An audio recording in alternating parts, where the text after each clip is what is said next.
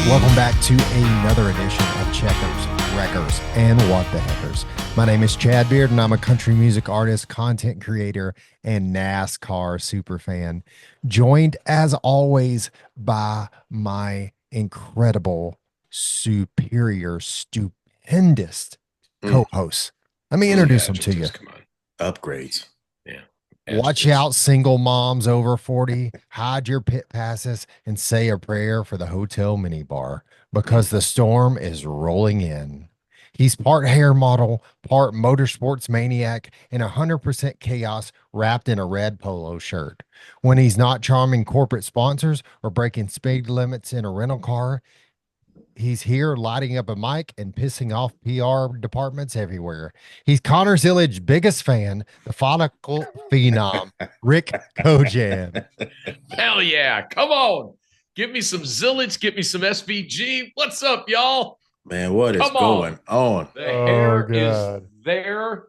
I actually showered up and washed it up special because it didn't seem like it was going to line itself for this special edition tonight where we are just going to be road coursing, and you know that makes me happy.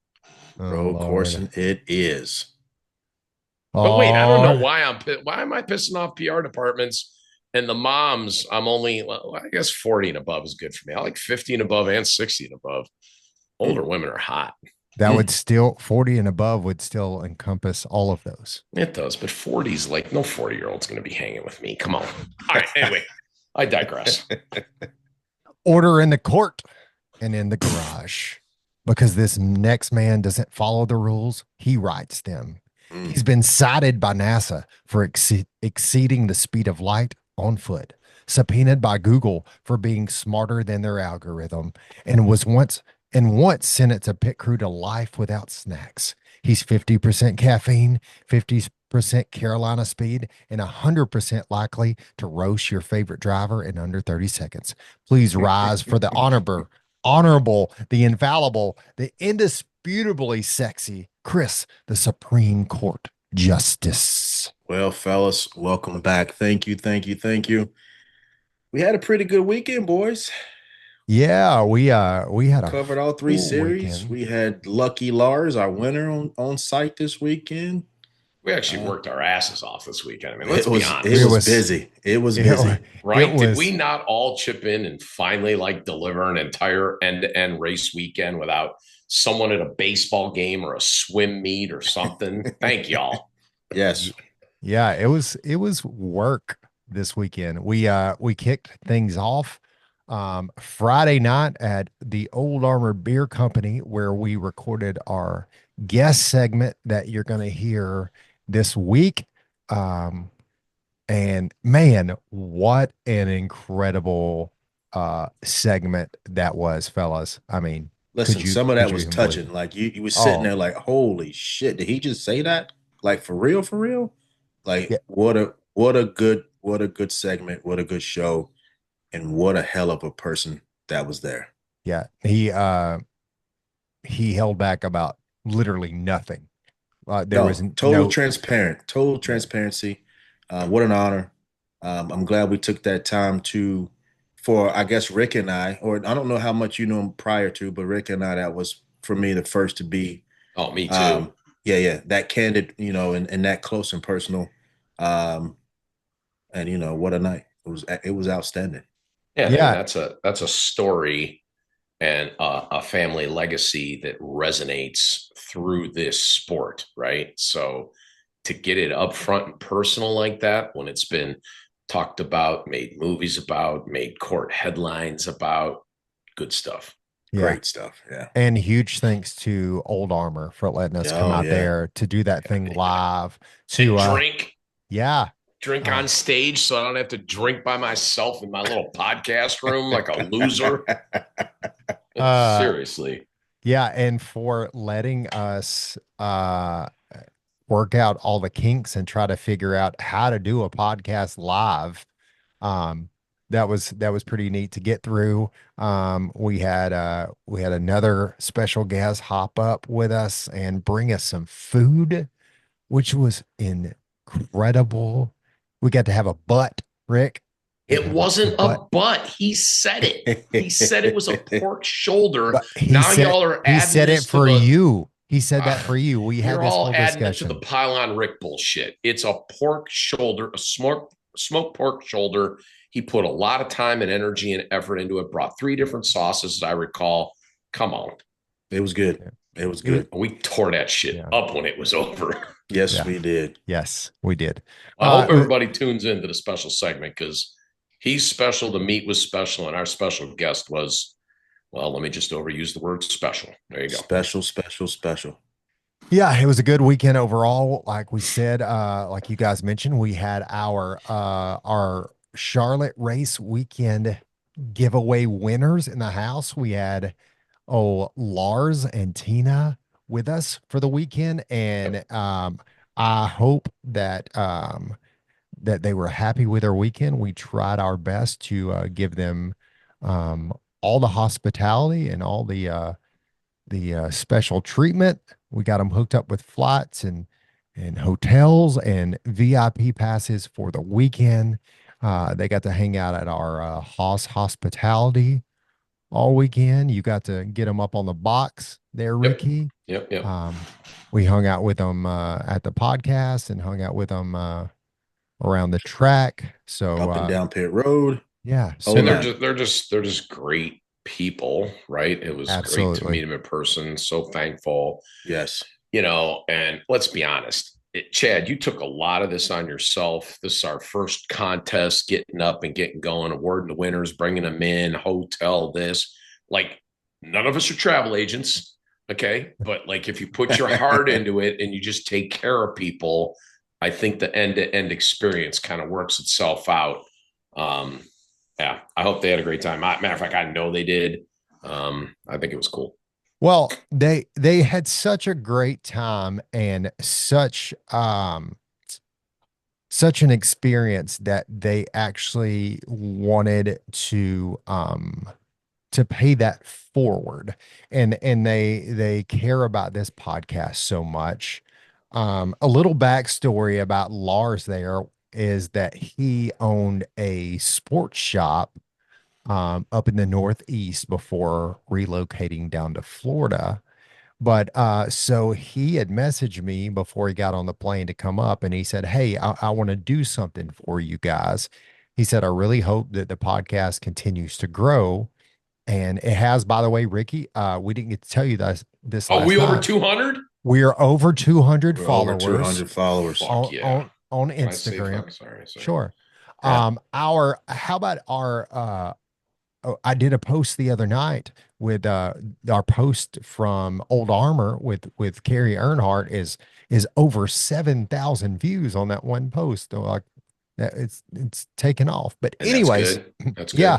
I don't know what the benchmarks are. I'm just happy. That's like anything with a comma is good. Hey, there was one time we had 10 people, and if I'm not mistaken, we had the original. Let's never forget the original super fan, right? Yep.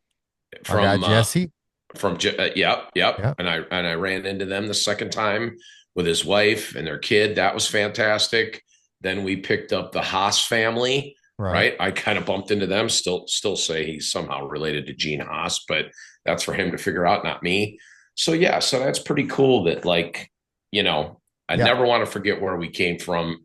And I know I make fun a lot, but that's cool that we're over 200. Well, keep digging. I say all that because Lars brought us a gift that he wants us to give away to a fan once we reach 500 followers on Instagram. So he brought us a Beckett authenticated. It's autographed, authenticated, numbered, signed Richard Petty card. Trying to get this where you can see it on the camera. Yeah, come a little in there front. It is. There it is. There it is. It's got the light. So an autograph, it's sealed, signed, it's in a hard case. Richard Petty autographed card. This thing is absolutely incredible. Super sweet of him to do that. So once we reach 500 followers, we're going to give away this autographed Richard Petty card. We'll figure out exactly how we're going to do that. It will probably just maybe randomness, or I don't know. You guys, we can talk about how we want to do that, but we got to get to 500 followers first. So tell your folks, tell your people. That'll be a Smash that really like cool. button and Smash subscribe that button. like button, like Supreme Court Justice always says. Yeah. Yes, smash that like button and the subscribe button. Yeah, that'll Yeah. be a really cool thing to give away. So Chad, Thank, I learned from talking to Lars and listening, like for me, I would just think that diecasts are where it's at. He told me that cards are so hot right now, and that this Beckett that you mentioned, and again, of our 200 followers that I hope goes to 500, I don't know if they know what that means, but there's actually a company, Beckett, that authenticates and judges these cards with a rating scale for like their edges. Are they tattered? Are they perfect? And then assigns them a number. And like the card values are just going through the roof. So to have a card like that from the king, I mean, that's and sealed like that and everything, that's pretty cool. So it's I learned a lot from him about the card side of things, where my mind was always just focused on the diecast cards. yeah, so when I was a kid, I remember like you would collect your baseball cards or whatever, and you would go to the store and you would Yes. buy a Beckett book. So And tell it you was the like a value of the magazine. cards. It would tell That's you true. the magazine of the value of the card. They don't make the magazine anymore, but I think you can look it up online, like on Beckett.com or whatever. And I got my sons into collecting some cards a while back, and one of my sons is named Beckett. And so we tried to go find Beckett's. That's when we discovered they don't make the actual magazine anymore. So anyways, but yeah, you guys please like, share.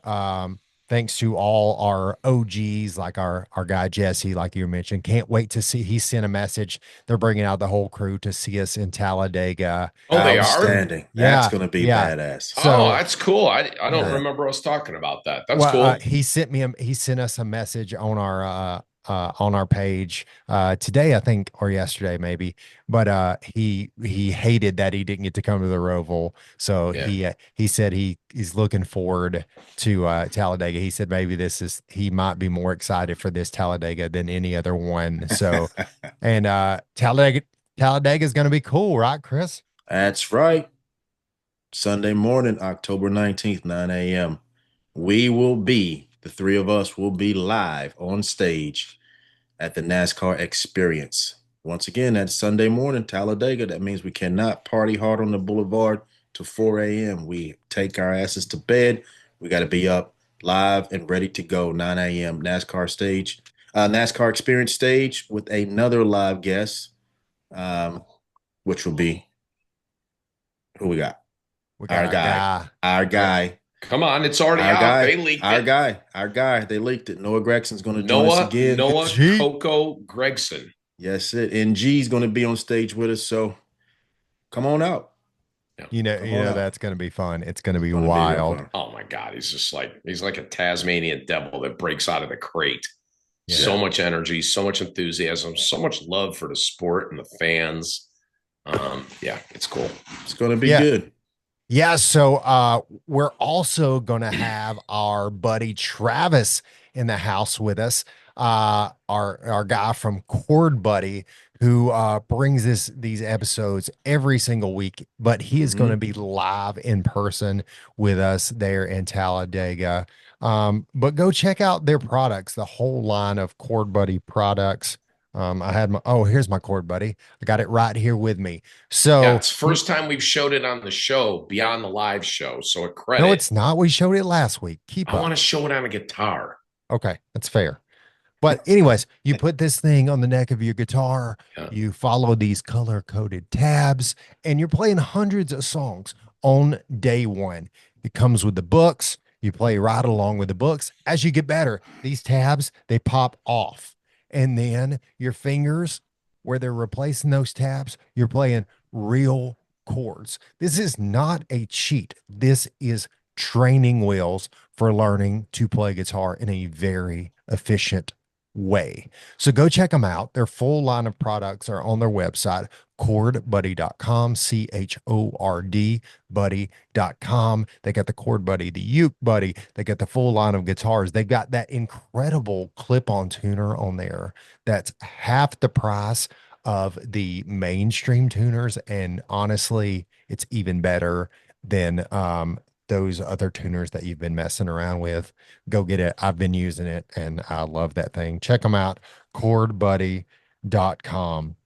So all three of us were at the track this weekend, as we mentioned. That's right. Rick and I were both working Haas Factory Team this weekend together, but not together all at the same time. Rick was on the pit box and I was up outside the track. You're all dressed up in Haas gear. Look at you. Yeah, look at that. I put my t-shirt, so, my hat on. So proud. And Chris was keeping all the interwebs going over at the Hendrick crew. Yeah, I had to make sure all my .com machines was operational. Yeah. And you had a car up front. I had a real good car up front. Yeah. We had some cars do well on Saturday, and then we had some controversy on Sunday that I saw today. People are talking about a little bit, but yeah, I figured Superfan would be dialed in on that. Yeah, controversy. We'll get into all that. Are you aware, Supreme Court Justice? Yeah, we'll get into that. Yeah, I don't know much about it, but I know Superfan's on it. I'm waiting to hear about this. Nothing gets past him. All right, well, let's get into some three wide. Three wide. Right. So let's start this off with a topic that's near and dear to my heart. Kyle Busch. RCR announced this week that Kyle Busch would be receiving a new crew chief effective immediately.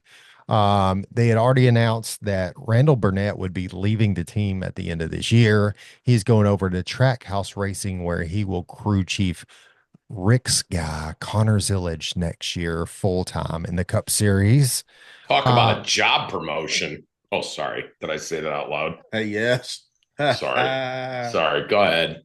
So, continue with you. I don't want to bring you to tears, Superfan. Go ahead. So anyways, RCR decided they would go ahead and move things around. Randall Burnett is staying with the team until the end of the year, but they decided to go ahead and swap out the crew chief on the 8 car for the remainder of the year. My question to you guys, does this help Kyle Busch, hurt Kyle Busch, or does it matter at all? I will start with you, Chris Justice.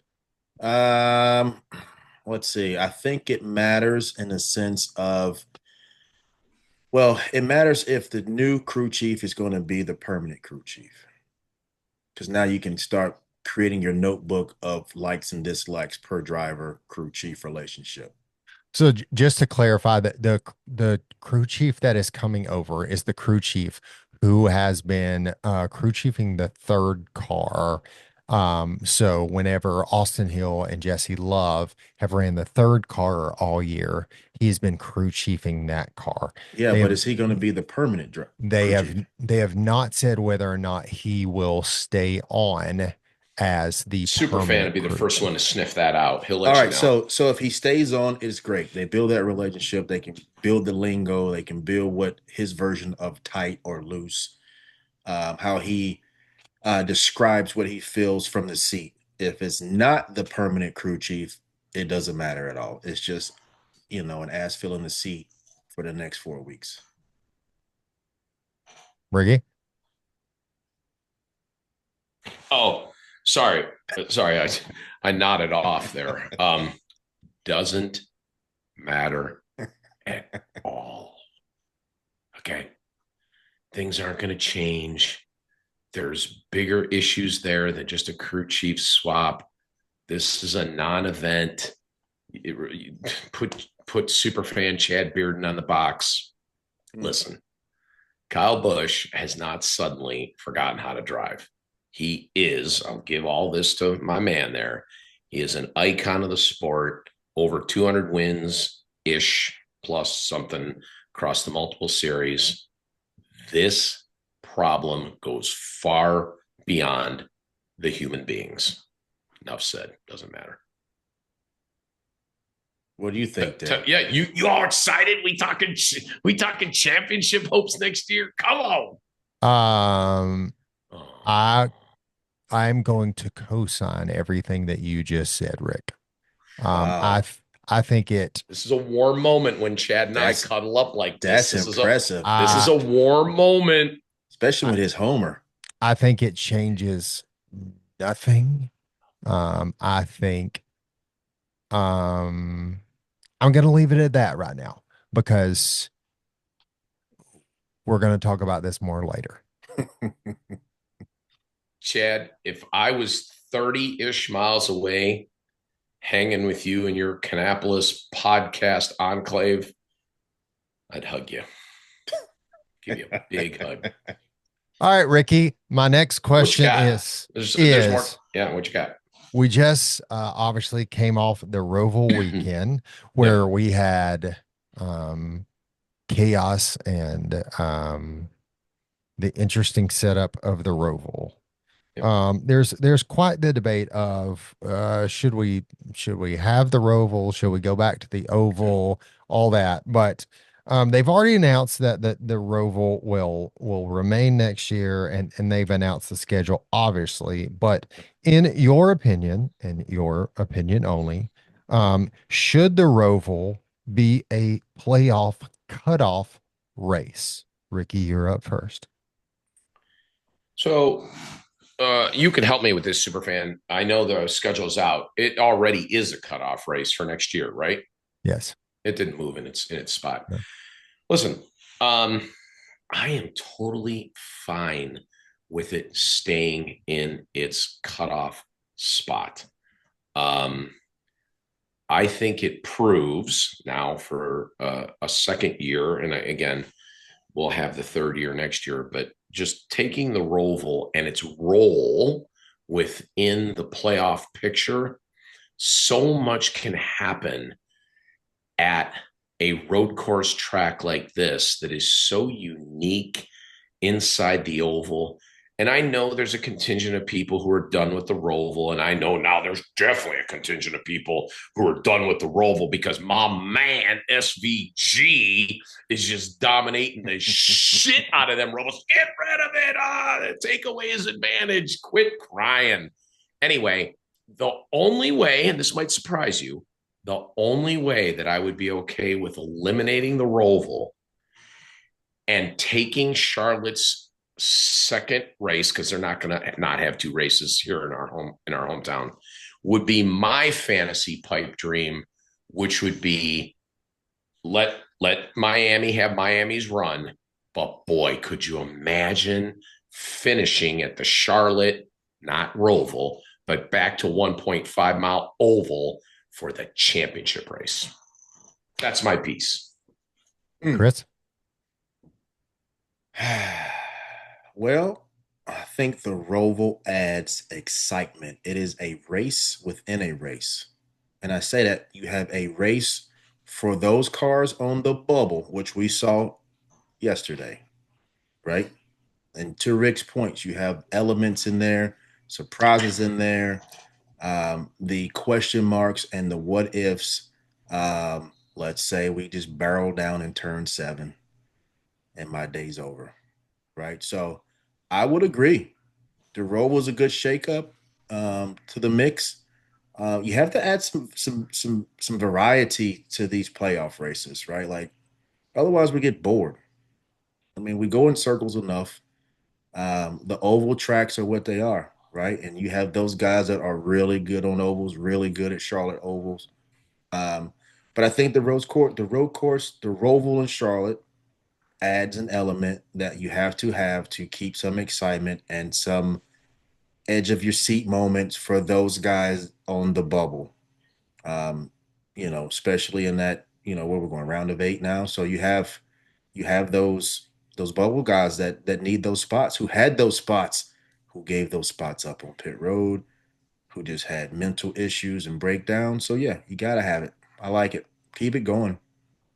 I think the road course, and to Rick's point, if you move it out of Charlotte, what do you put another road course in there? Do we move it and then we get back into dates and who has what and who gives up something? But with the current layout, the Roval's good. Shakes it up. And Yeah, Chad, can I add one thing before? And you were standing next to sure. me when you heard this yourself. So just if you want to co-sign this, please do. Spoken from our driver, Cole Custer, who Hmm. addressed a group of, I don't know, what were we up there? Close to 45 people, right? At Hmm. our hospitality up on Turn 2 Overlook. He said an interesting point that I think is often overlooked about the Roval, being that it's not a purpose built road course, Glen, Sonoma, Coda, right? There are no runoffs. So there's concrete walls that take you through the entire midsection of that track. And before we kicked off that hospitality chat, I was one of our guests was there, and we were kind of looking at the track, and he had never been there. He didn't understand. Like he's like, "Hey, show me like where do they run and all this." And I didn't realize if you think about where they come out and use turns 1 and 2, and then blow down the backstretch, get the chicane, and use 3 and 4. Isn't it like incredible as to how much of the oval is actually used Yeah. in addition to the road course? Which again, Cole Custer brought up this point, which is it makes it almost like a make or break when you're in that interior section, because making mistakes usually Mm-hmm. winds up with your car in a tire barrier or up against a safer barrier, and you're breaking toll links on these next gen cars. I think it's really cool. I just wanted to throw that in, and I think you heard that too when Cole said that. Yeah. Yeah, for sure. Um, yeah, I mean, I've never been the biggest fan of the Roval itself, and I agree with you completely in the fact that I would love to see the championship Yeah, it's here crazy. Yeah, here at Charlotte. yeah. Um, I do also agree that um I want to see whoever the champion is at the end of the year. I want them to have to um show that they can compete and they can drive and survive through every discipline that we have in our That's sport. fair. Yeah. So I want to make sure that those courses are included. Um, the other thing that I guess that I do like about, if there is something that I do like about the Roval and that it being a cutoff race, is that essentially our guys have kind of the week before and the week after, you get to deal with that stress at home, right? Yeah. And so they get to be here at the shop to prepare or to recover from that, to go either into it or out of it here at home, which I think kind of midway through these playoffs, it could be a really helpful thing for those drivers, for those teams, especially those guys who are hard on that bubble in that. So I could see that as a big advantage for those guys. So that's my thoughts, I guess. Oh, good point. Good point. All right, well, let's get in some checkers, wreckers, and what the heckers. Checkers, wreckers, and what the heckers. What the? The heck? What the heck? Got a All lot right, of it. let's talk some Craftsman Truck Series. Chris, you're up first for Well, checkers. What time is it? this what time is it? It's Heim time. I mean, this guy is off the freaking charts. You know, true fan. I'm a fan. Heim time. Give it to Heim every time because it's Heim time. This guy's unbelievable. He just whoops their ass day in, day out. But apparently that's a bad thing if you're Rick. Oh, stop. He's a homer for SVG who whoops our ass. Let him take his shots. It's okay. It's fine. Let him take his shots. But if you're too good, it's a bad thing, though. It's no, it's no such thing as being too good. Keep buttering your bread, Beard, and keep going. That's it. So no, my checkers for the Trucks is obviously Heim time, 10 wins. I mean, this is his 21st win in the Truck Series. Total domination. I mean, that's a hell of a lot of wins. Hats off to him. Put it in the tires early, battle back. Couple questionable cautions there at the end, but we'll get to that. But yeah, my checkers is Heim time. Yeah. 10th win of the year for him. Now has enough points in the bank that he is locked all the way in to the final championship 4 in Phoenix. So you don't even need to race it, really. Just well, kind of park it and just show up in Phoenix. But yeah. That's called being exceptional. Yeah, that's called being really good. Sure is. I'm confused at why that's a problem. I'm confused at why we're being negative to a guy who excels at what he does. I'm not being negative to Heim. I'm being negative to the situation. That he's better than everybody else. He's every bit the dominant person he is. He deserves everything that he's got. He's got 10 wins in how many races, Chad? I have no idea. I don't know. I'll help you with that because I looked it up. 22. Do you know what the percentage is on that, Chad? 48. 45. Basically, you're close enough. He's winning half the races. Should have more than that. Really. Now, actually, and we've talked about that, right? The truth is, I remember many weeks ago on this podcast talking about the races that he let it slip by, or he didn't, or had a tire or something, just crazy stuff. But yeah, he's got enough points to just not race to Phoenix. Fantastic. My checkers includes him, but I'm going to give it to Tricon Garage. They finished 1, 2, and 3 with Heim, Brent Cruz, and Gio Ruggiero. 1, 2, 3 podium finish. So yeah, that Heim sets a single season truck record with that 10th victory. Rick, anything you want to add there? On checkers? Yeah.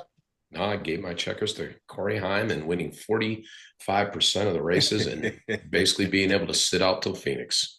That's definitely a checker. All right. My wreckers.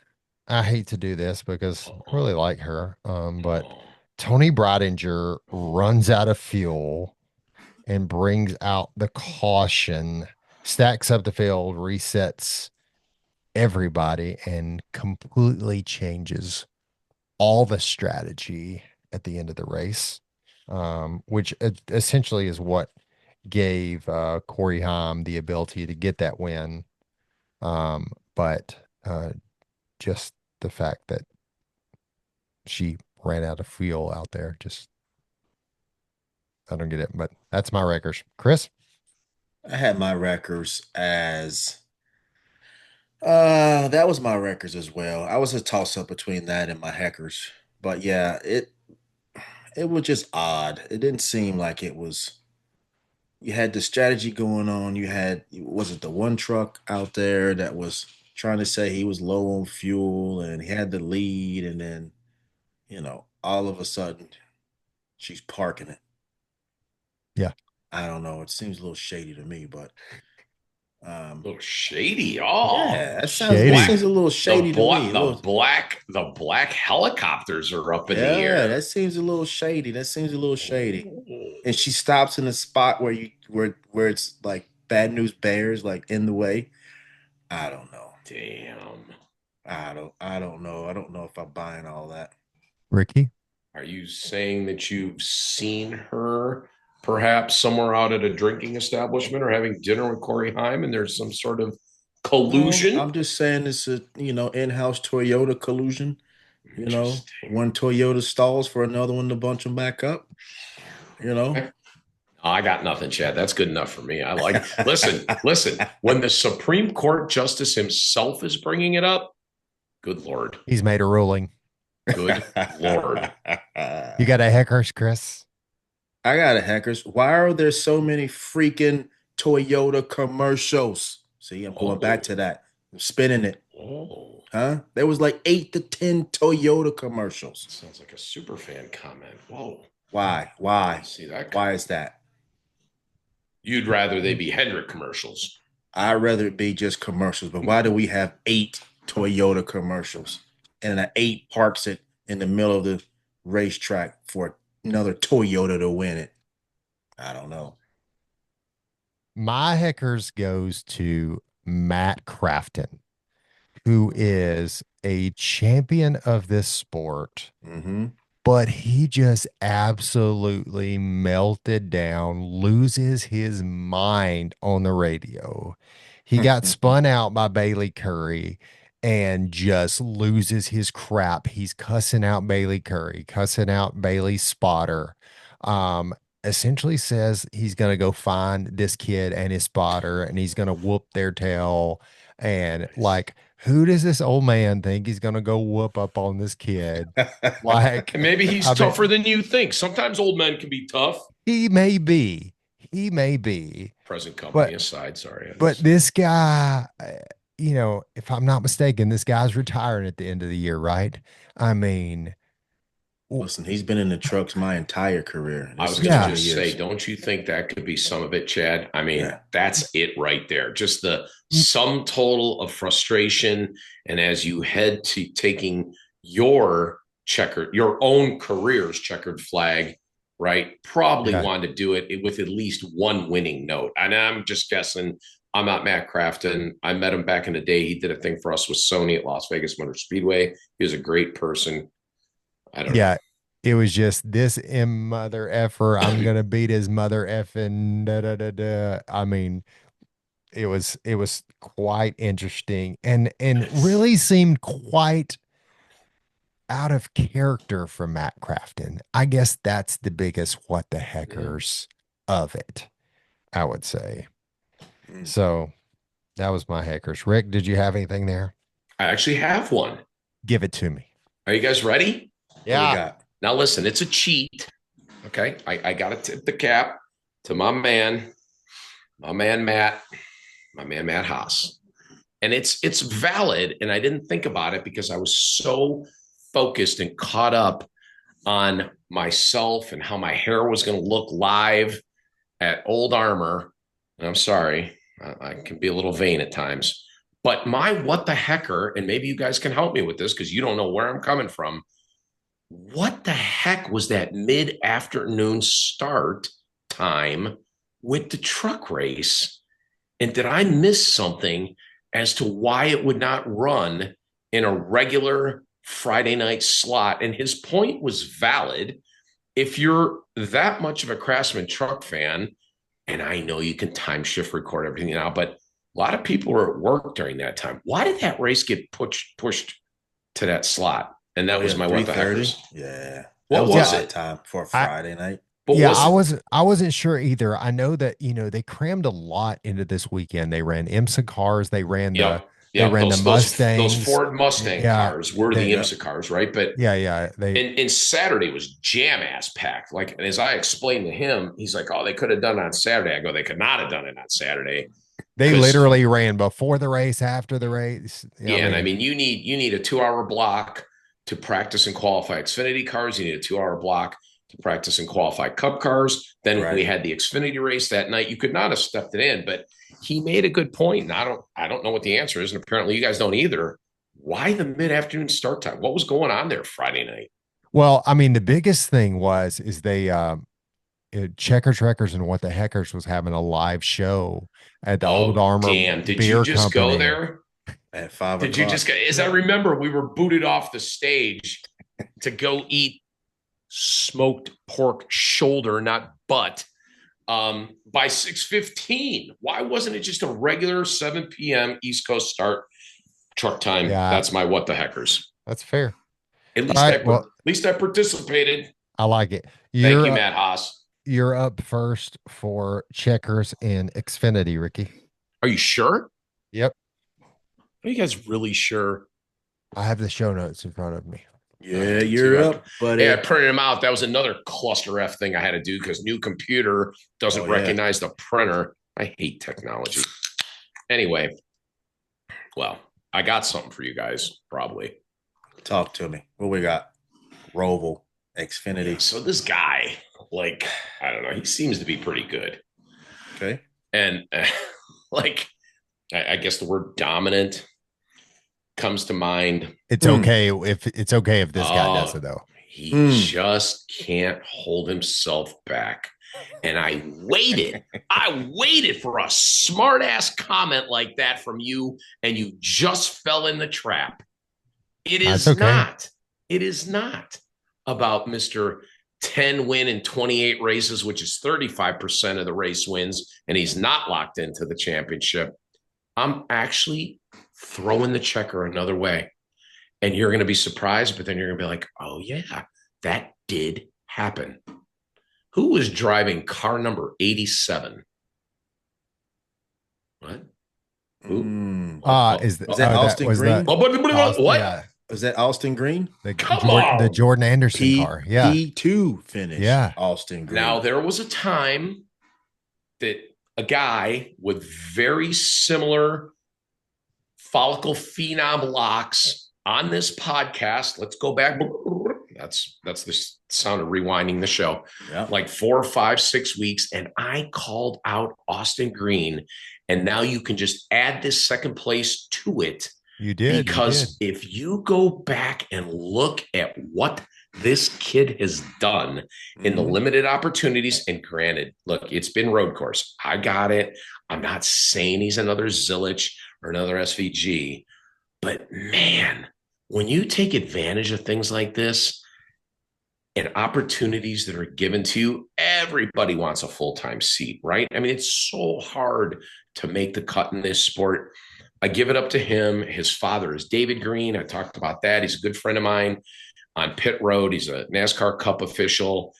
His daughter, a la Austin Green's sister, works now with my buddy, Corey Bass at Clear 28 Communications.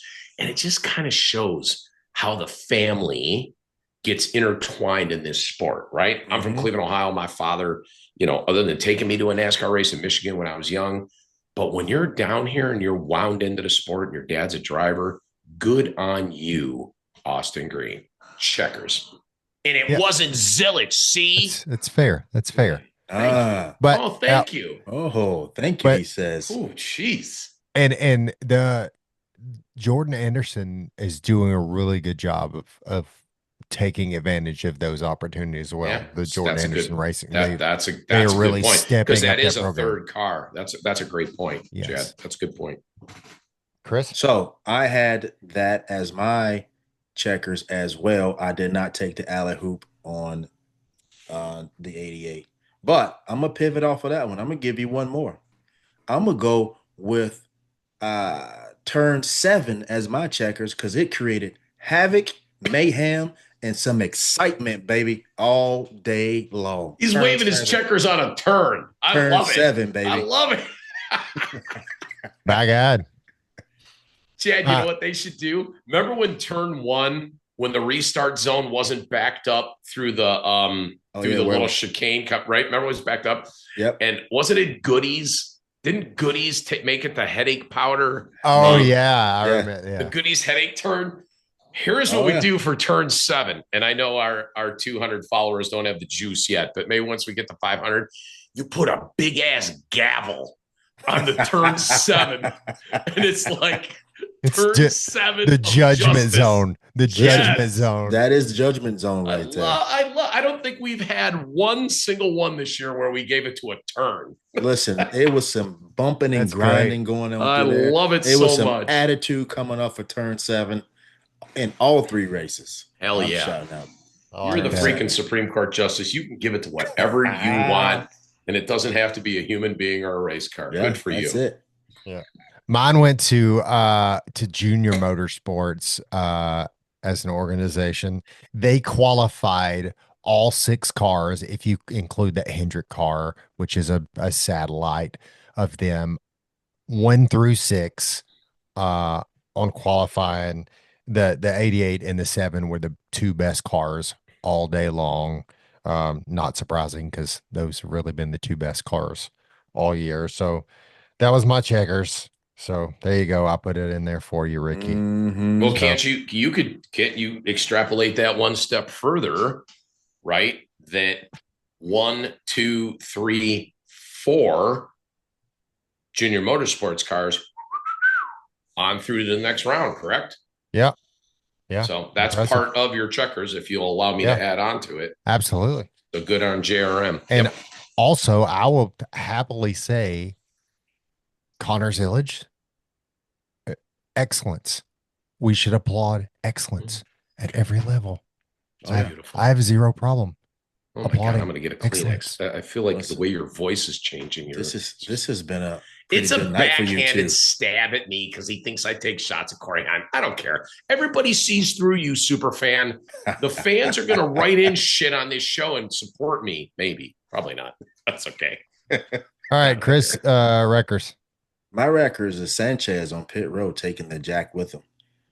Gave up some valuable positions. Had to pay the penalty, pay the price, and took him. He lost a lot of spots with that. They have a special relationship, man. He's taking things for a ride. Taking it for a ride. Oh yeah. My Wreckers was, Austin Hill's past comes back to haunt him. He eliminated from the playoffs. Chris, do you know how many points he needed to advance to the next round? I do not. Was it one? He wasn't on the bubble against. No, he wasn't. It was Taylor Gray. How many did he need? He needed 21 points.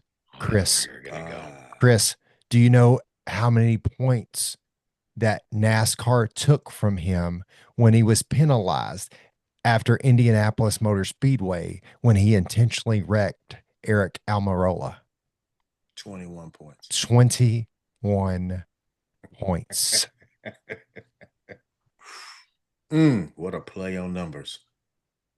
Oh, he would have been in the next round. Wow. Had he not wrecked Eric Almirola. That actually is a really... Wow, I didn't even think of that. No, I didn't either. He would have had exactly enough points, and he would have had the tiebreaker because he has the wins. So he would have advanced to the next round. 21. Ricky, Wreckers. Yeah, so this one I actually had to think about a little bit. I overheard something, and I won't mention who, but my Wreckers goes to Corey Day. And the comment that I heard, and I think we should all know by now, this is a hand-picked disciple, if you will, from dirt track prowess background of Kyle Larson. Mm-hmm. And the comment I heard, and watch the race, is, does this guy ever bring home any of these cars in one piece? Cool. It's rough, man, right? I mean, yes. He was a pinball machine out there. Yes, and I went back and I checked some stuff, and I'm like, and again, I know he's learning on the job. I get it, right? I'm sure it's tough, but I think what makes it tougher is when it comes on a grander stage of Hendricks / JRM, as Chad says, with Larson's cosign, and then the expectations that come along with that. So that's where I went on Wreckers. Well, I ask you to, I mean, obviously this is a pattern, right? But how many road course starts does this kid have? Yeah, I'm sure. Because I'm sure he comes. I think it's a but the point is, it's happening on ovals too. No, I get that. Yeah, 100%. But still, I'm gonna, because I want to say he has what maybe 5-6 ARCA starts. He has maybe that many truck starts, and then 4 Xfinity starts now. So this may be his first Yeah, I don't know. Maybe That's his it. first road I course. don't know if it was his first. I don't It, know either. if To be it honest, if it's more than that, it's not many more. I agree with that. But That's fair. not in fairness to your point. He's wrecking on ovals, but Yeah. he also is just. And I'm not trying to defend the kid. I mean, again, your first job is run all the laps, right? Yeah. But you're trying to come to asphalt from dirt. Yeah. I've It's never got to be driven. tough. I've never driven either one of those cars, but it's got to be tough. yeah. All right, my Heckers is gonna go to Sammy Smith. He was 6 points below the cut line heading into the race. He had a deteriorating right front tire, was apparently in a no-win situation as the laps were winding down. But his crew chief, Philip Bell, made a gutsy call to bring him down pit road just a few laps to go.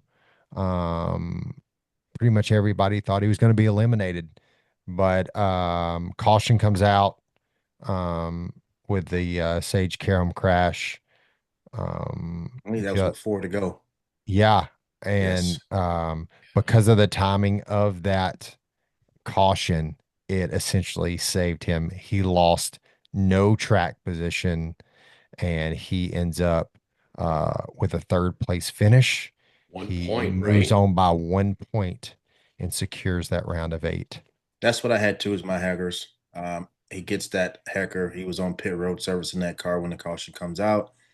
It pretty much saved him, and they was out there for the Hail Mary to begin with, to bring him down with 4 to go, with that obviously not knowing that the caution was coming, and the caution saves him. I agree with you there, super fan. Ricky? Yeah, I'll do my Heckers in a minute. I just want to go back to Sammy Smith.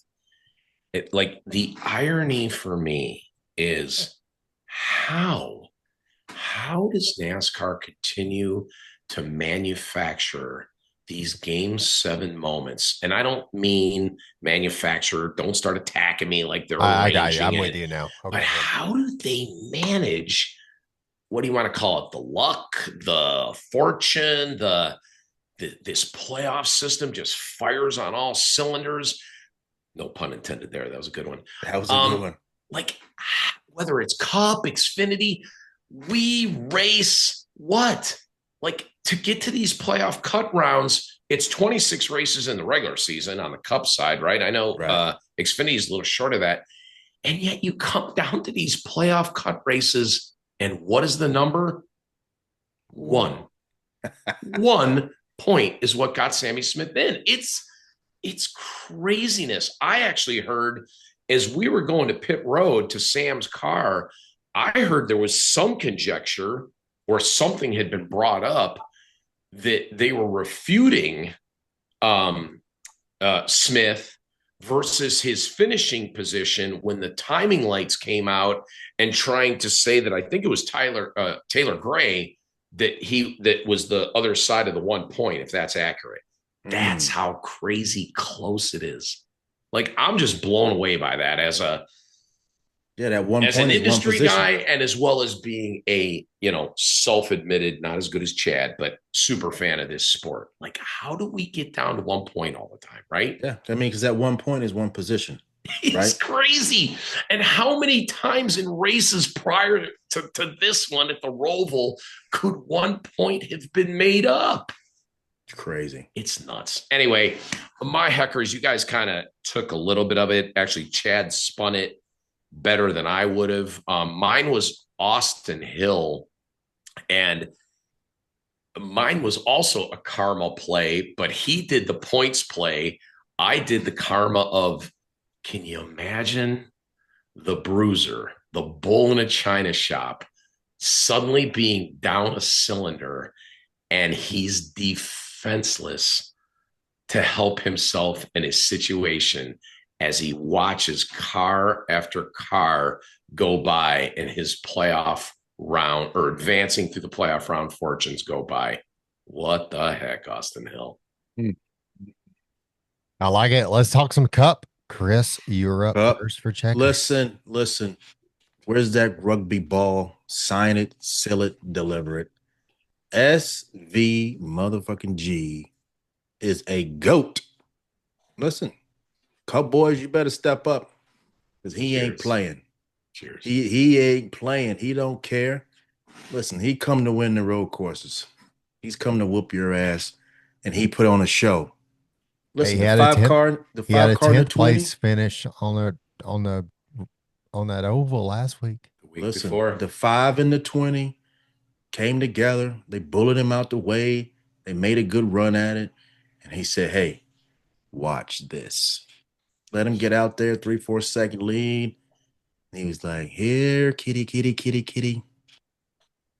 Come on back. Come on back." He had them boys on a yo-yo. SVG all day. That's my checkers. Ricky? Listen, if I had a gavel in my hand right now, I'd pound it and I'd be like, Supreme Court Justice has spoken. He's fucking ruled. And the thing about SVG is he does it with just this like tact and this skill set and this racecraft that is never I'm bowling my way, knocking you out of the way. And Chris makes a great point. Larson and Bell both gave him all, and I'm not saying they raced him dirty. They didn't. They raced him rough. They raced him rough, but all he did was just fell back, took assessment of the situation, said, I know I can manage my tires better. I know nobody's got a camera down in this magical foot box anymore, and that I happen to drive with all 3 pedals where most NASCAR drivers just use 2 and let that transmission do the rest of it. He actually helps modulate that car, and I don't even begin to understand the magic that wizard is doing in there. Mm-hmm. But my God, what a great guy. What an unbelievable run. 6 wins already, 5 in a row now. Man, and the only other point I had to add to Chris's, which I thought was interesting that I discovered somewhere, was Heim, Zilich, and SVG took the victories this weekend as undisputed favorites. It's the second time that's happened this year. That happened on another road course. It's pretty interesting. What you got, super fan? As we say in unison or in stereo, as we used to say in the Sony business. Yeah, what do you got? Well, my checkers went a different way, and this one, I'm not gonna lie, this one hurts me to say, but I'm gonna give my checkers to Paul Wolf. That's a good one. That's solid. Shouldn't hurt you. Because you don't like Joey. You don't like Joey. We've been honest that I'm not a Logano fan. Yeah, I'm gonna tell Joey when I see I him. respect Joey. It's okay. But I'm not a fan. But Paul Wolf makes a gutsy call, brings the 22 down, and does it at just the right time on just the right lap. And Chris, you and I talked about this. The luck of Joey Logano is like no other, and the paired luck of Logano and the genius of Paul Wolf just creates freaking magic, and you just gave second life to a guy who, when you give him second life, just can absolutely screw things up.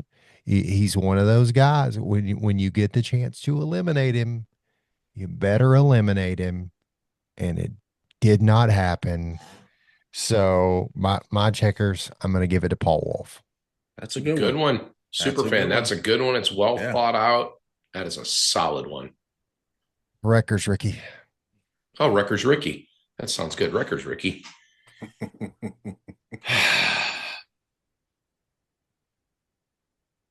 I guess. I guess it's obvious by now we've done this podcast. Like it was gonna, I always want to call it a show. Is it a show or is it a podcast or is it both? It's both. It's both. Okay, it's both.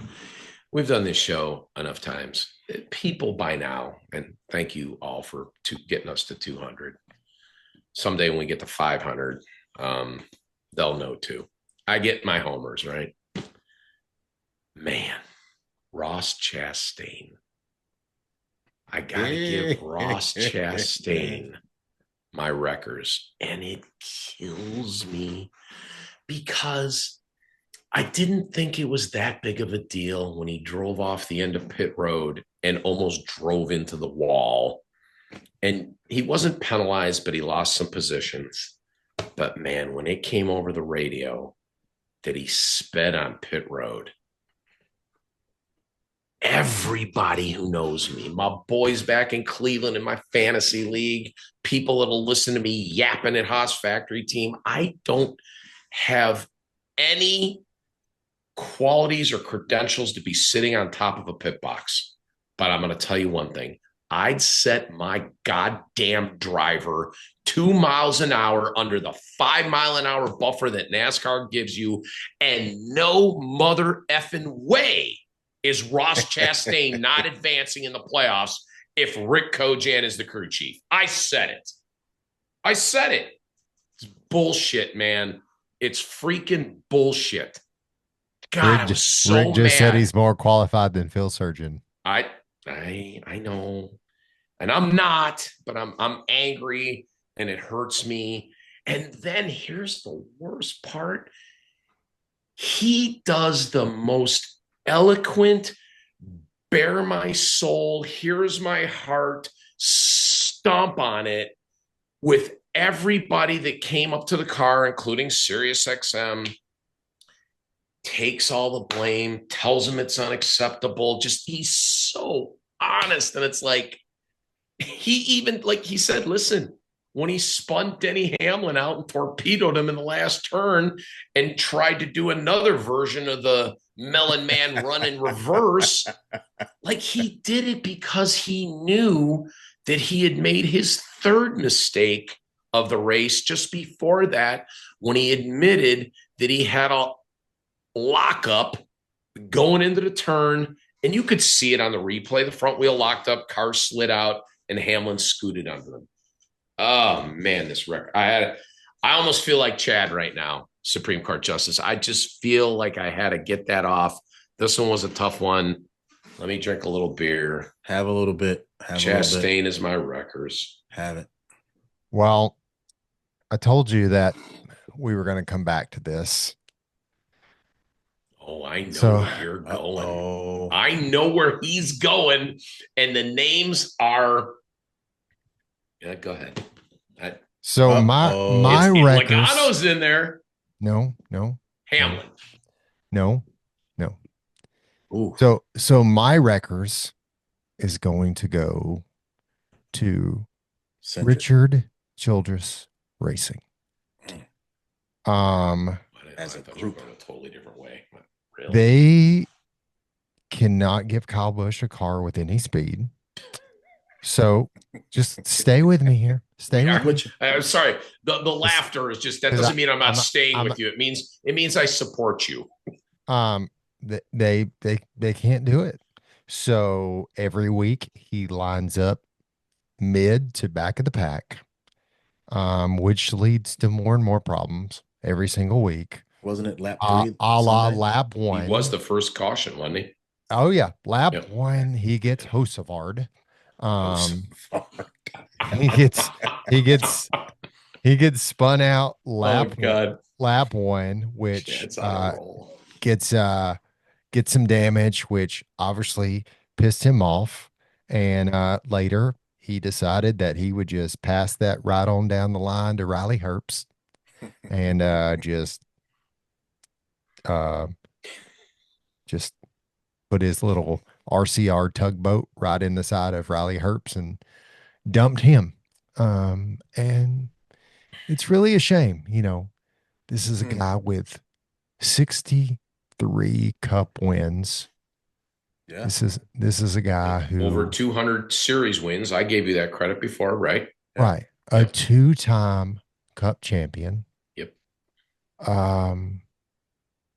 And he's handled this situation with more grace than I would have ever thought he would. Totally agree.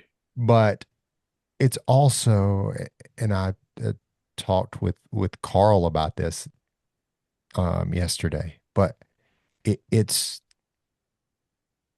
sad to see him get in that 8 car every week Yeah. because there's nothing. It's not going to happen at this point. We may never see Kyle Busch win another race. And as a Kyle Busch fan, Yeah. And many others out there. Yep. I would, It's a ton. It's a lot. I would rather see him retire, walk away, and go support his son Brexton and his racing career than not run 20th. Tarnish his legacy that he has built. Yep. Then continue to run in this equipment. And you know, did Riley Herbst get what he deserved here? No. You know, Kyle Busch doesn't deserve to be stuck middle and back of the pack. And then Riley Herbst is running where Riley Herbst runs, but you know, but he didn't deserve to be collected there. I mean, Kyle Busch is pissed off and Riley Herbst got the bad end of that deal. So my records goes to RCR.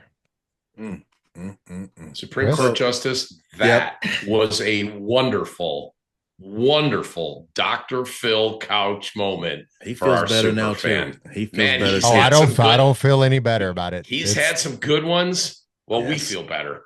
Yeah, you got that off your chest. So yeah, he don't feel better. We feel better. Mine this week is along the lines with Rick there with Chastain. Yeah, that was a big step on the wiener, speeding on pit road. He actually was in on point spot in. He did what he had to do all day. He was up 3, 4, 5 points, I believe, at that point. 6. And he stepped on his wiener, and he paid the price. So big time wrecker. Have you ever met one of those people who think the world or like life is like a simulation, like we're living in the Matrix? Yeah, I've heard of people that think that.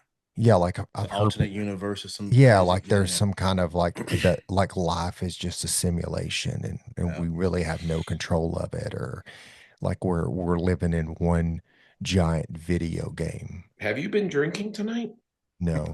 Okay, I'm just checking. I'm really tired, but it's a fair question. Yeah, I know. Hey, like you're putting in those. He's putting in them retail hours now, Chris. He's working harder than we are. I say all that because grinding. Sometimes I think that Ross Chastain thinks he's living in NASCAR 98 for PlayStation, and he's trying to see how many PlayStation moves he can get in because he got in the wall ride at Martinsville a couple years ago. That was called Hail Melon. It's patented. Hail Melon. Well, whatever. No, not whatever. It was one and done. Give credit for what it was. Now he wipes out Denny Hamlin, throws it in reverse, and reverses across the start finish line. He did. As he gets passed by the 22, nonetheless.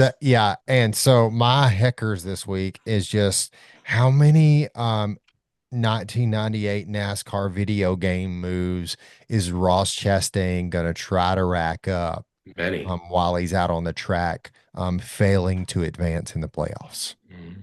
So it brings a buzz. He's getting some attention, right? He's getting some press time, but that's not my hackers. My hackers is going to go to your buddy Riley Herbst.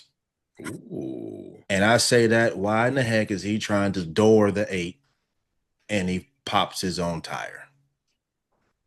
Really? Well, he was trying to door the 8 because they dumped him. I get it. But look what happened.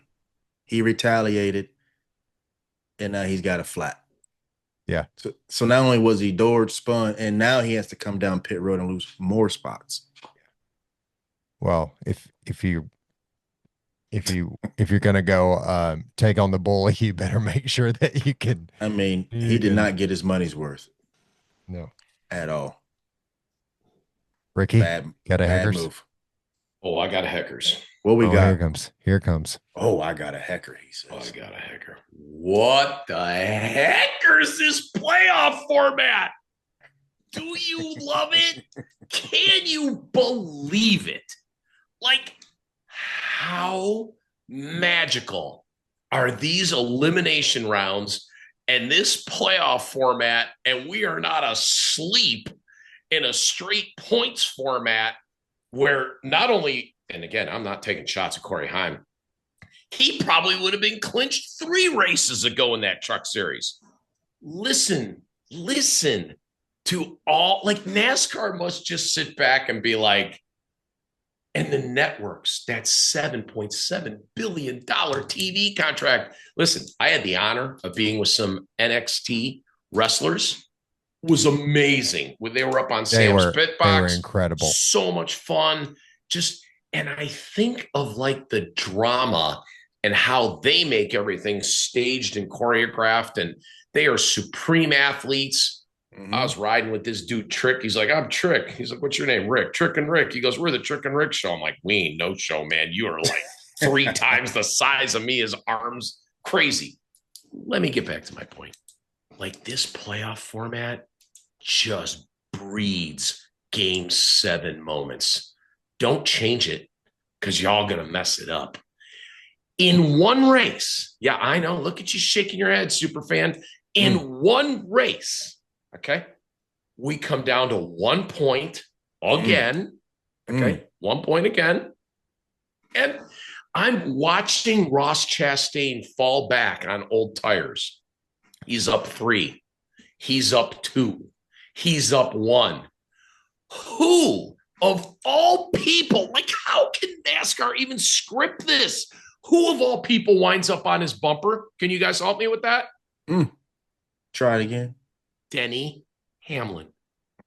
Denny Hamlin, who I don't think those 2 dudes are exchanging Christmas cards.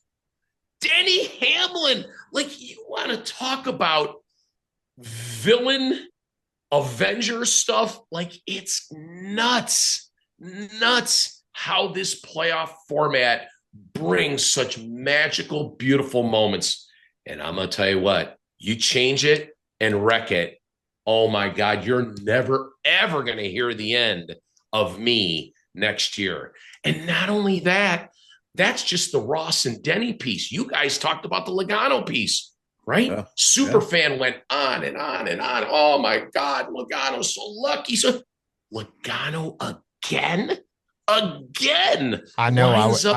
I would hate for motorsports to get in the way of your soap opera, Rick. Yeah. I mean, Jesus Christ. Dude, I would hate for us to have NASCAR and don't worry, because you don't need to, because it's about entertainment. We're an entertainment business. There's a shit ton of fucking racing going on that's making that entertainment. It ain't fake. It's exciting. And it's exciting because there's cut races. Period. What the heck? This playoff format. Come on. The Logano deal, they were. It's not going to be exciting when Connor Zillage doesn't win the championship he's supposed to, or Corey Heim doesn't win the championship. That's going to create some more buzz. Hold on. It's funny you should bring that up. It's funny you should bring that up. I pressure tested that because I knew where you were coming, because I think everybody thinks that's the weakness of this playoff format, is the one race with the 4, and you got one who's so clearly dominant. And again, y'all seem to forget that when you didn't have a dominant single driver like that, everything's cool with this format, no problem. But just because this year we happen to have Zillage. That's never been, I've never said that. Never once have I said this is cool. Okay, well, maybe you haven't. But the big beef this year is, what if those 2 preordained people don't win? Okay, well, somebody brought up an interesting point to me. How do you feel when an undefeated NFL football team goes to the Super Bowl and loses in the Super Bowl. Change the format. I feel that we are not the NFL. Oh, okay. But you don't like NASCAR. The relevant example of being so dominant and ordained that you're undefeated and you get to the Super Bowl and you lose, but you shouldn't change the whole NFL system. So you should change ours. If all you want is a Super Bowl, then let's run the Daytona 500, our Super Bowl, and whoever wins that, then let's just crown them and be done. Because that's all you're looking for. You're using the word Super Bowl in place of the championship race. But all you want is the luck of the draw champion in the drama. No, it's not a luck of the draw. That's all a one race. That's all not that luck of the draw. How is it luck of the draw? When listen, we built five fucking last years, the race winner is usually the champion. No. Like 4 out of 5 times, just slow your roll. 4 out of 5 times he wins the race. And in stages 1, 2, and into 3, the 4 goddamn championship cars are running up front. Stop with this luck of the draw shit. Okay, well, you keep making these examples. But they're relevant examples. Okay, but our sport was just fine. Our sport was a pinnacle without a playoff. We were selling. I see. Okay. Everybody's. Okay. Yeah, right. Before the economy tanked and we had Caterpillar and Lowe's, and now it's the playoff format's fault that we don't have 100. I'm not saying it's a playoffs format that problem that I'm saying you seem to think that we're going to lose all these fans if we do away with a playoff. I never said that. You sent a text message, a group text that said fans are going to revolt if we get away with this. If we do away with this, you're totally wrong. I said fans are going to revolt if we get into a system that is like where Max Verstappen won 21 of 23 races, and you said no, that never happened in NASCAR, bro. When Hamlin won 3. And Bell won 3, and I listen to SiriusXM all the time. People are calling in, they got to be cheating. Oh, my God, I just don't want to see Hamlin win again. It bet on it happened. It happened. Yeah. Okay. It did. Yeah, okay. If we're going by the people that call SiriusXM, then aren't those your fans? I don't know. I don't listen to SiriusXM. Oh, come on, dude. No. That's a big fan base right there. Come on, dude. Yeah. How can you even say that? You can't even say that with a straight face. Again, this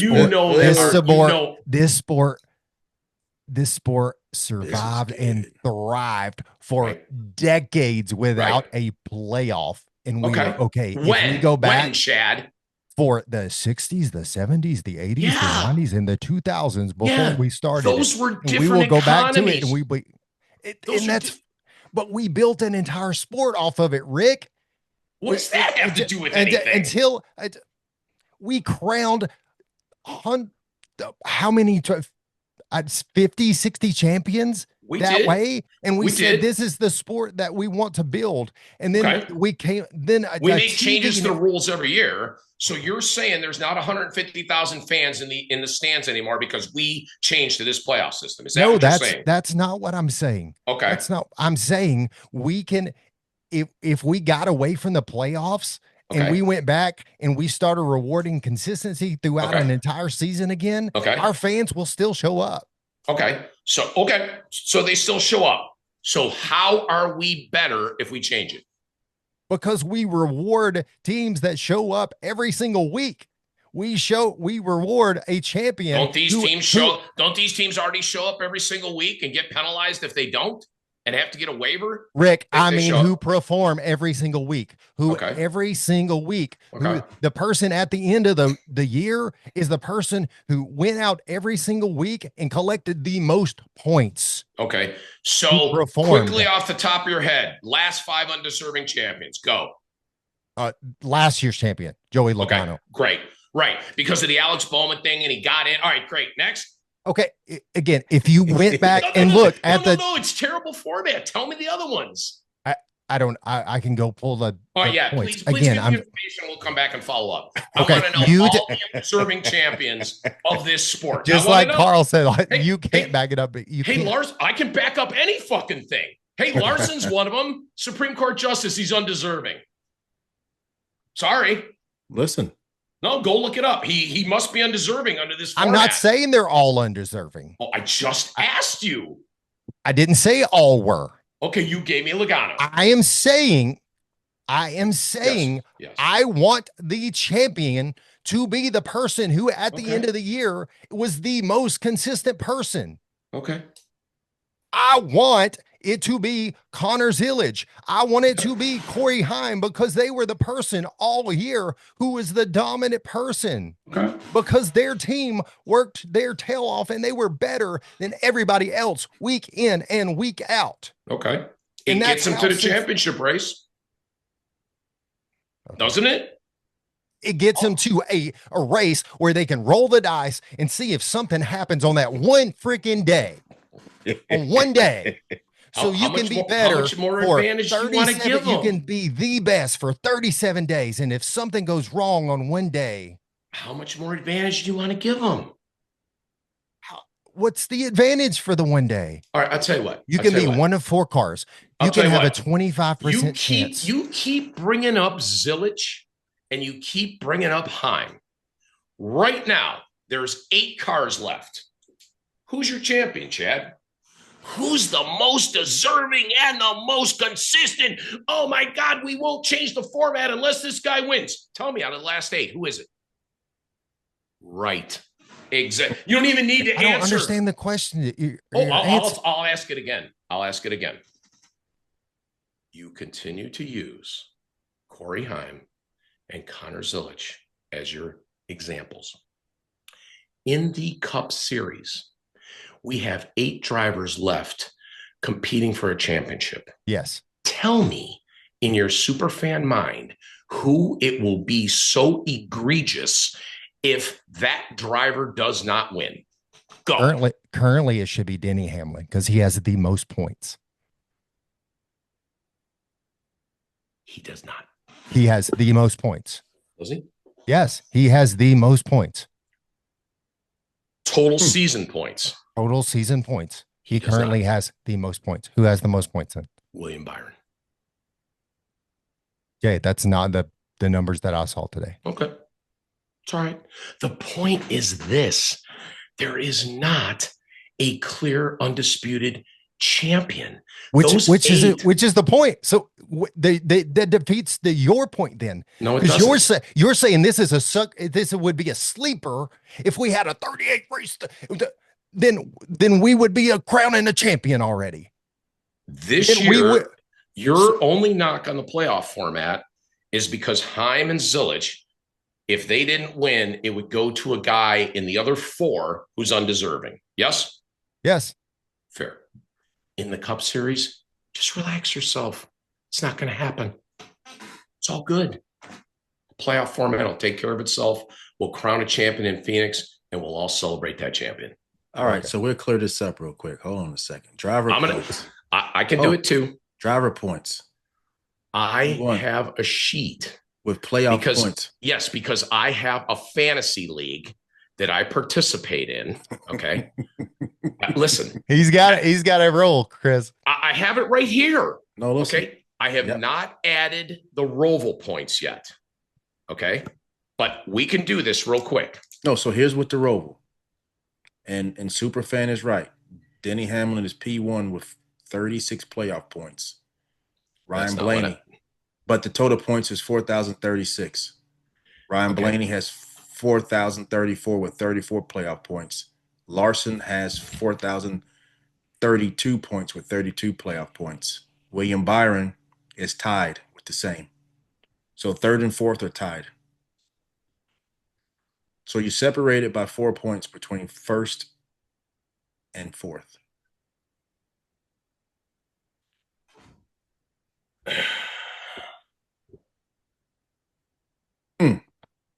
I love you, bro, but you're wrong.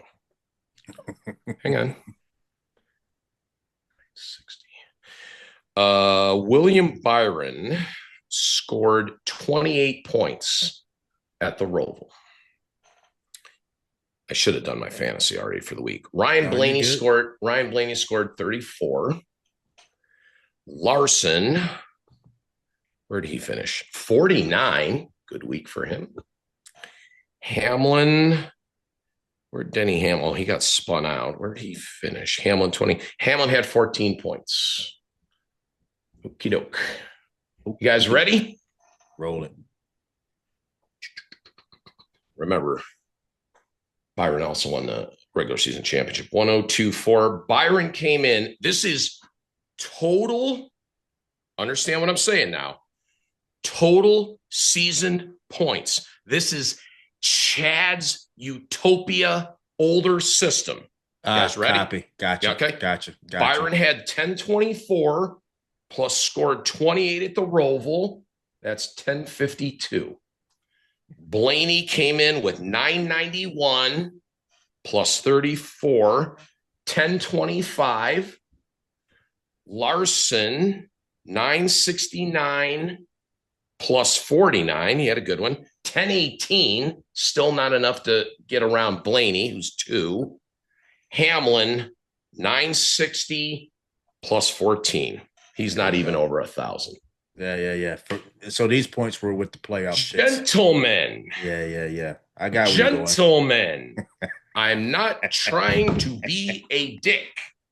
However, in this instance, I'm going to be a dick because I have 10 of my closest friends with a fantasy stake and a little thing we do in Cleveland. It's fun.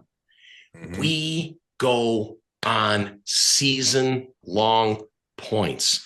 I assure you, if this was, there's that rewind sound again, William Byron is your current points leader at 1052, Blaney 1025, Larson 1018, Hamlin 974. I ask you again, superfan, and there's also 4 other cars that we don't seem to give a frog's fat ass about. I ask you again, superfan, which one are you going to be so pissed about if they're not crowned the champion at Phoenix? I don't care who it is. Excellent. It's the one with the most points. We're done. We're done then. Okay. So you want to? He's trying to eliminate the race factor and go off of points alone. That's his biggest point. Erase the race factor and say who has the most points. Right. He wants the old system, and I get it. And I just gave you, because I personally have to keep in track on the old system.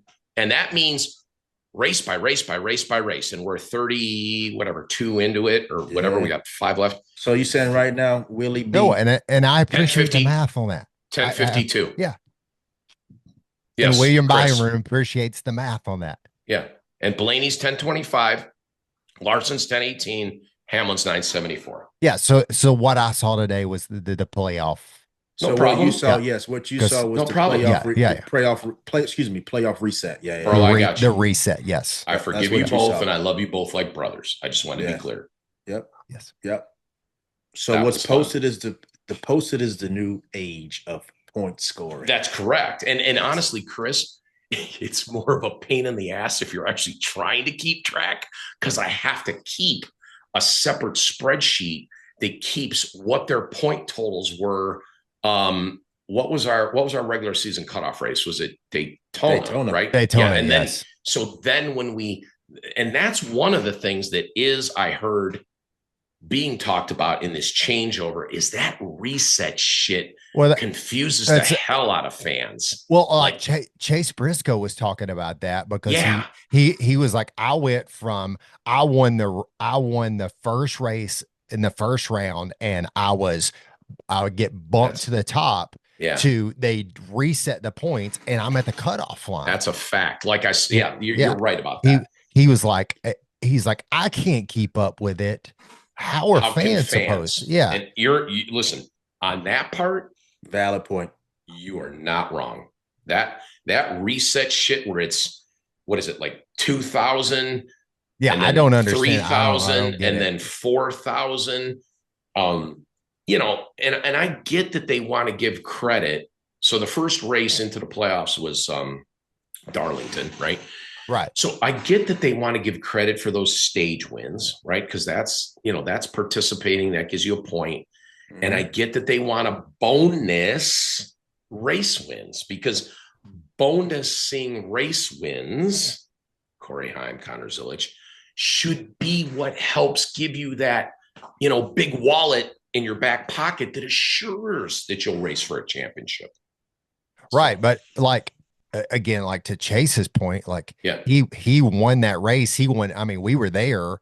Yeah. He won every stage and the race. And then we went to the second, what was St. Louis, the second race of that first round, I think. And he was shame that we don't remember this, but but he ran like he was one of the top cars in that second race too. And then I think the third race was Bristol, which he was not great at, but he went from literally being the top of, you know, like the number one seed to reset, and he's at the bubble. Yeah. Like again, I don't understand the resetting. Yeah, you're not wrong on that. I don't know how that goes. Anyways, let's get into some call your shot. Call your shot. Well, all right. So once again, Rick, you won the week. What? Yeah. Winner, chicken dinner. Shocker. SVG. I feel had bad. The second place win, Chris. You had the third. I mean, you had a good pick this week. You did. But he did. It was a good And pick. I just want it noted that I keep giving my pick to him. All you had to do was move your lips and go SVG. You didn't even have to get Van Gisbergen right. That could be troublesome. Just SVG. You did. You threw it out there. I love you, man. And I was like, no, thank you. I'm going with this guy. I love you. Listen.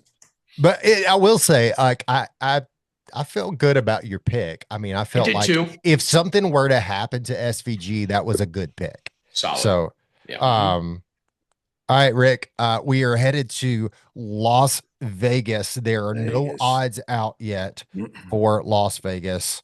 So we are flying off previous experience. Who you got for Vegas? Again, I'm going to give it up. Larry Mack did this today on the show. They have the thing where they're adding up their points too. He's doing it with Daniel Trotta and whatever. And I feel like I got to do the same, and I'm going to move my pick along, and I will go deeper in the order. I just seriously, I'm not trying to be a jerk. And I don't even know if this one's as layup as I thought SVG was, but I'm just going to be cool, and you guys are going to roll it. So go. I don't know who I got. I don't know who I got. Who you got, super fan? It's a toss up for me. And I lost my paper. I don't know what I did in my paper. Oh yeah, you had that thing where you were charting this from like I charted it. Basically, when the Earth cooled, I think that paper was like the Declaration of Independence. It like disintegrated. It was. You know what? It was a toss up for me between the 5 and the 12. Logano won this race last year. So I'm going to go with the 12 because I think he's the better of the Penske cars. And so I'm going to go Ryan Blaney. I'm going Larson. Drop me down for the 5. Are you really? Yeah. That Blaney. That was a solid pick, dude. Solid. Yeah, Blaney's solid there, but we both can't pick him. Yeah. Oh, and Larson was my other pick. He's a previous winner there too, and like I felt like the Roval was such a good bounce back for him. That P2 there was really good. They've been showing speed the past couple of weeks. I think he's out of the funk, whatever the funk was. I think that's a good pick. Rick, who you got? So one thing that we didn't talk about was the fact that not one, but two 2311 cars bowed out. Like I know we made a lot of fuss and got on with it with Chastain and Logano and that whole thing. But even the casual fan that's nowhere on par with our man Superfan here should know that the teams left now. Okay, good little stat for you guys. The teams left now are all the super teams. Okay, Hendrick, Gibbs, Penske. Yeah. Okay. From what I see there, we've got a Hendrick pick. We've got a Penske pick. Do you know that those three teams that have the cars now in the round of 8 have won 22 of the 32 races we've raced? Yikes. That one, when I discovered that little nugget, I had to turn it over, wash it, and make sure I was reading that right. I'm like, holy cow, that's a little nugget. So I feel compelled that, we got to spread the wealth a little bit. And man, he killed me with that Blaney pick. I did want Blaney, but that's fine. I played my hand. I will take a Gibbs car. Actually, I'll take all 3 Gibbs cars. No, I'm just kidding. That was unfair. And the Gibbs car won't be Ty Gibbs. It will not be. just to be clear, before you guys do that to me. Oh man. Yeah, I'm gonna run. It was close. I'm gonna run Seabell. That was that way for me. That way we've got them all covered, right? I mean, we've got the 3 teams covered. So I think that's a fair pickings there. I was going to ask you too. I almost put this in the 3 wide, but how happy do you think NASCAR is that the champion was not a 2311 car? Yeah, I mean that's interesting. Right? I think it was some high fives when that checker flag was waving. Right. And those 2311 cars were out of the playoffs. Could you imagine had it been took some pressure off? An open car wins that was suing them. That it makes it to the championship.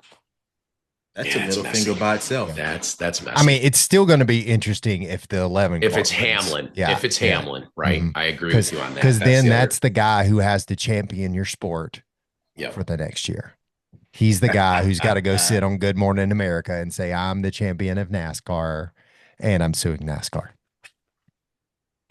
Well, by then he won't be, right? Because isn't the next one December 5th? Yeah, 5th, 2nd, somewhere around there. So, but you make December, a good point. Yeah. The statement will either be he's the guy who lost to NASCAR or beat NASCAR. Because I think the thing on December 5th ends it, I think. But I don't know. And they both filed new motions this week, and NASCAR submitted statements from Richard Childress and I read the letter from Gibbs, from Coach.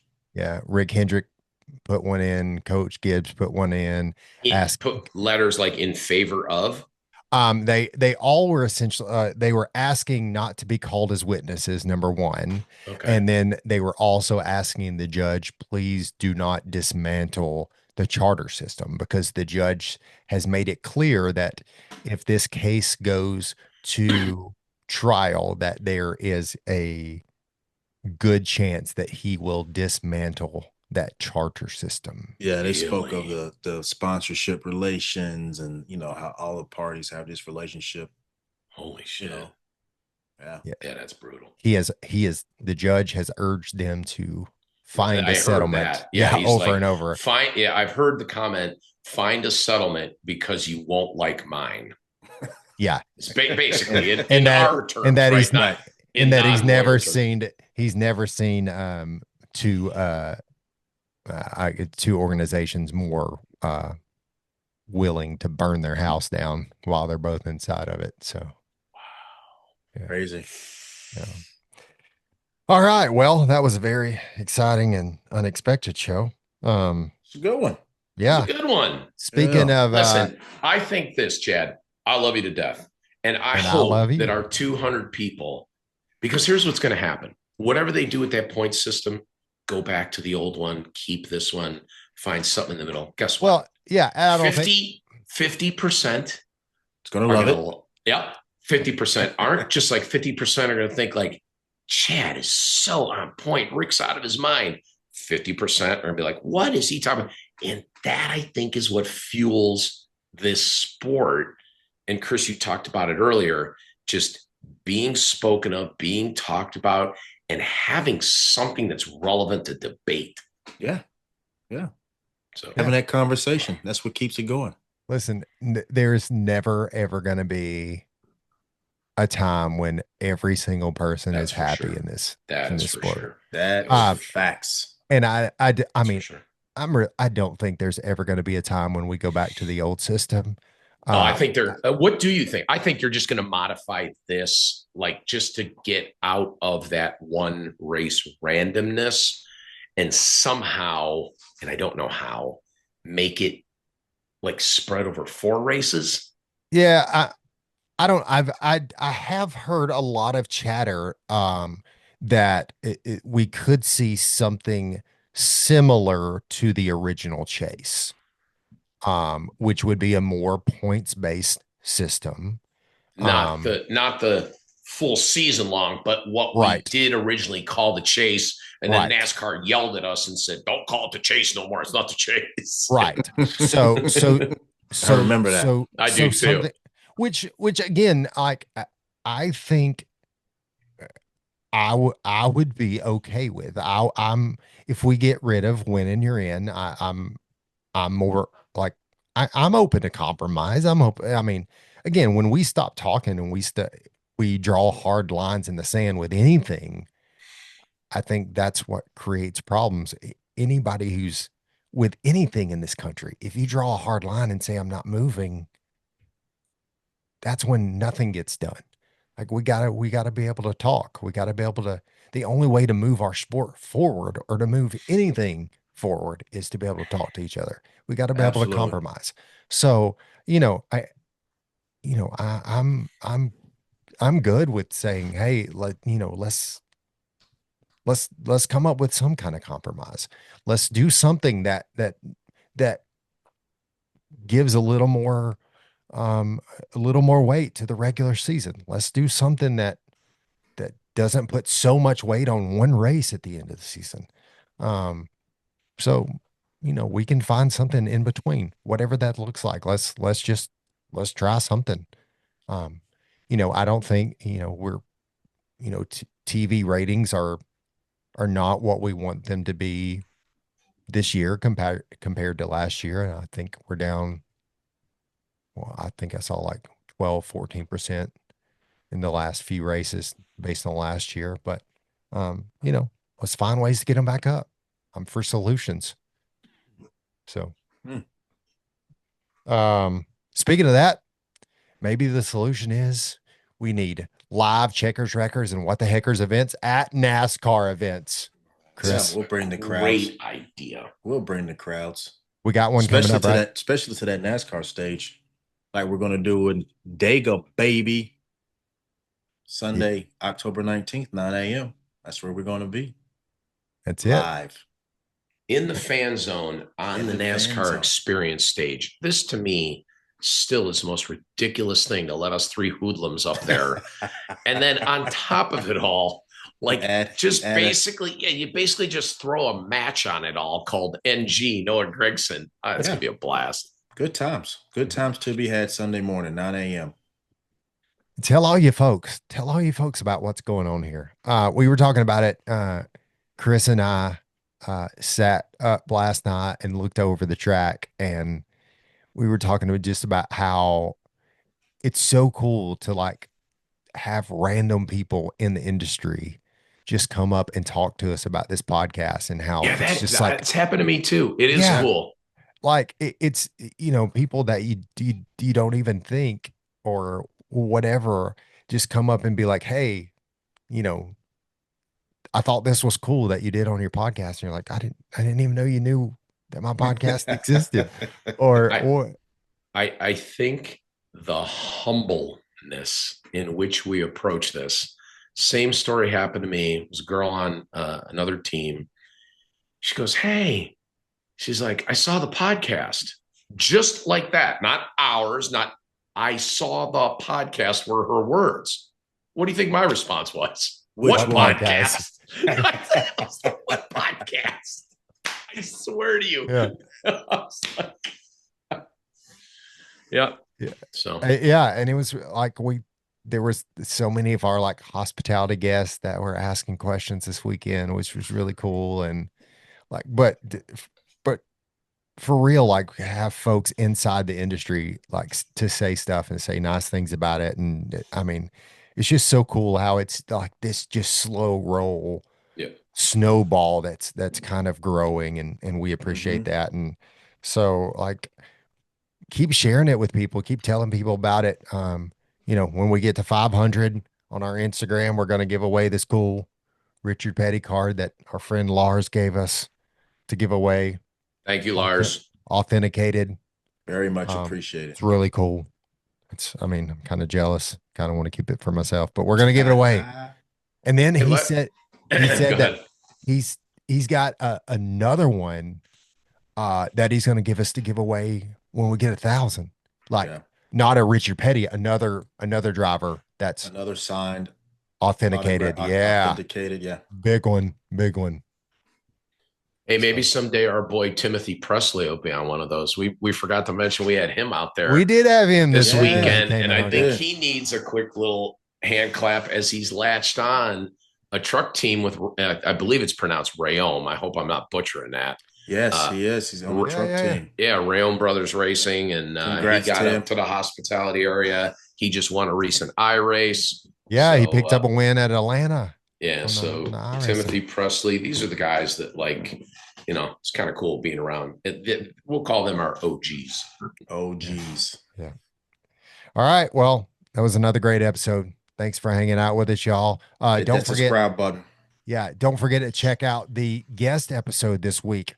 We got to have a live sit down with Kerry Earnhardt, son of Dale Earnhardt, senior driver, outdoorsman.